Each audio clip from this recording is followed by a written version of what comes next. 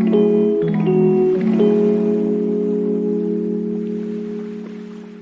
बच्चों, आशा है कि आप सब ठीक होंगे।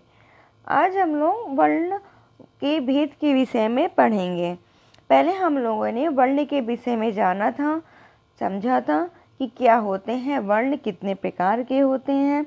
ठीक, आज उनके भेद को जानेंगे कि वर्ण के कितने भेद होते हैं, स्वर क्या है, व्यंजन क्या है। तो चलिए स्टार्ट करते हैं। वर्णों के भेद।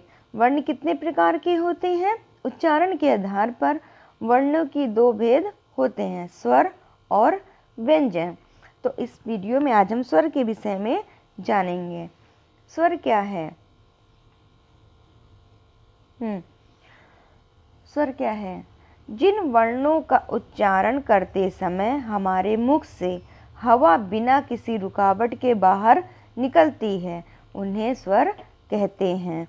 मतलब कि फ्लो में जो निकलती है बिना रुके हुए। ठीक, हिंदी में 11 स्वर होते हैं। कितने स्वर होते हैं? 11 स्वर होते हैं। कितने? कौन कौन से? छोटा आ, बड़ा आ, छोटी ई, बड़ी ई, छोटा ऊ, बड़ा ओ, ऋषि ए ओ औ। ठीक है, ये क्या है? 11 स्वर हैं। अब देखते हैं स्वरों के भेद। स्वर कितने प्रकार के होते हैं? स्वर 3 प्रकार के होते हैं, ह्रस्व स्वर, दीर्घ स्वर, प्लुत स्वर। ह्रस्व स्वर वो स्वर होते हैं जिसमें कम समय लगता है। दीर्घ स्वर वे होते हैं जिनको बोलने में ह्रस्व स्वर से दुगना समय लगता है। और प्लुत स्वर वो होते हैं जिनको बोलने में ह्रस्व स्वर से तिगुना समय लगता है। ठीक, आप इन्हीं के विषय में आगे डिटेल में हम पढ़ते हैं कि ह्रस्व स्वर क्या है, दीर्घ क्या है और प्लुत क्या है।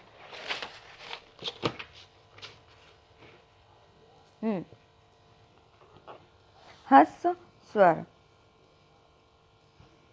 क्या है? जिन स्वरों का उच्चारण करने में सबसे कम समय लगता है उन्हें ह्रस्व स्वर कहते हैं। बताया था ना मैंने अभी।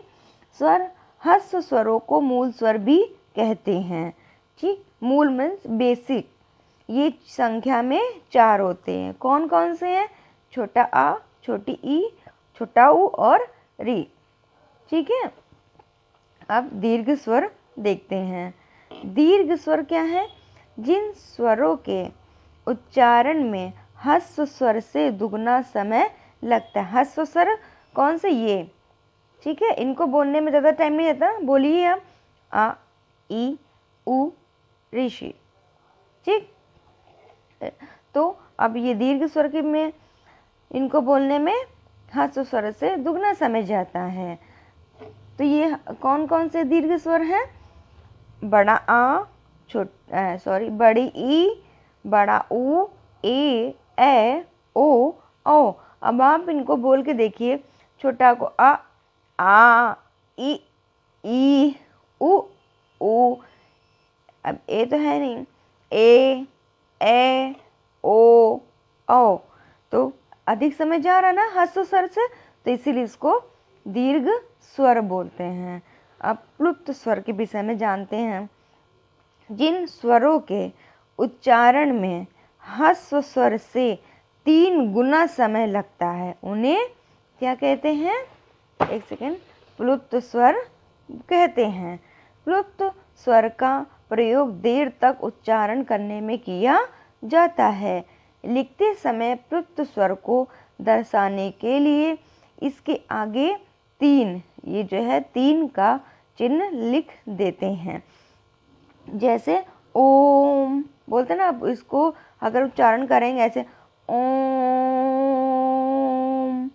है ना, सिर्फ ये आ रहा है लेकिन ये नहीं आ रहा है ना, तो 3 गुना इसमें समय लगा ह्रस्व स्वर से। तो इसको लिखते समय, अब बोलने में नहीं वो होता, पता नहीं चल रहा ना, देखो ये किसके बीच में 3 भी, लेकिन लिखने में इसका यूज होता है। ये छोटी ई नहीं होती, ओम नहीं, ओम, ये 3 है। ठीक, ये बहुत ही रोचक फैक्ट है। बहुत कम ही लोगों को ये पता होगा कि ओम के बीच में ये 3 लिखा होता है, क्योंकि ह्रस्व स्वर से ज़्यादा इसमें तिगुना समय लगता है बोलने में, इसलिए तो इसको प्लुप्त स्वर बोलते हैं। ठीक है, आप भी इसको उच्चारण करके देखिए, आपको खुद समझ में आएगा। जब भी कुछ इस स्वर वाला, ये वर्ण वाला मैं समझा रही हूँ, जैसे मैं बोलती हूँ वैसे आप बोलिए, तो जब एक्सपीरियंस करोगे ना आप, तो खूब अच्छे से समझ में आएगा कि ह्रस्व स्वर क्या है, दीर्घ स्वर क्या है और प्लुप्त स्वर क्या है। ऐसे रटंत विद्या वाला नहीं कीजिए, और ट्रिक पे तो बिल्कुल नहीं। कभी कभी कहीं पे ट्रिक काम आ जाती है, बट अगर आप सेल्फ स्टडी करोगे और दिमाग थोड़ा टाइम दोगे पढ़ाई को और अच्छे से समझोगे, तो आपको कोई प्रॉब्लम नहीं होगी और कभी भी नहीं भूल पाओगे। ग्रामर ऐसी चीज़ है कि आप अगर अच्छे से एक बार आप समझ लिए और कर लिए सॉल्व, है ना, तो कभी नहीं आप भूल सकते हो। ये रटने वाली चीज़ नहीं है। ऐसा है कि मेरा आपको ये स्वर बताना समझ में आया होगा। धन्यवाद।